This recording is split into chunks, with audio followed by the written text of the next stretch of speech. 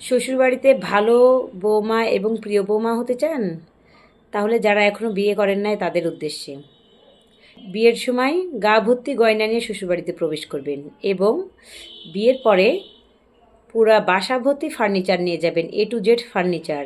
আর ছেলেকে বাইক দিবেন, সবচেয়ে দামি বাইকটা দিবেন। তারপরে কি করবেন জানেন? তারপরে হচ্ছে আপনার যখনই টাকার প্রয়োজন পড়বে তখনই বাবার বাসা থেকে টাকা নিয়ে যাবেন, লাখ লাখ টাকা। তাহলে আপনি শ্বশুর শাশুড়ি ননদ এবং আশেপাশে আপনার চাস্তো যা আছে, মানে আপনার চাস্তো যারা আছে শ্বশুরের বংশধর, তারা সবার কাছে আপনি প্রিয় বৌমা হবেন। এবং কি, যে এলাকায় আপনার বিয়ে হবে সেখানকার প্রতিবেশীর কাছেও আপনি সেরা বৌমা হতে পারবেন।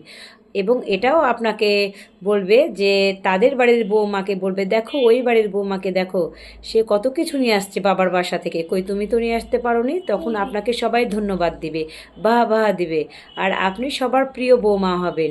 শুধু এই টিপসগুলো যদি ফলো করেন তাহলে শুধু যখন তখন বাবার বাসা থেকে টাকা পয়সা নিয়ে যাবেন, আর ভালো মন্দ খাবার দাবার নিয়ে যাবেন, আর স্বর্ণের যে দাম, স্বর্ণ নিয়ে যাবেন গা ভর্তি এবং ফার্নিচার নিয়ে যাবেন, আর জামাইকে দিবেন সুন্দর একটা বাইক।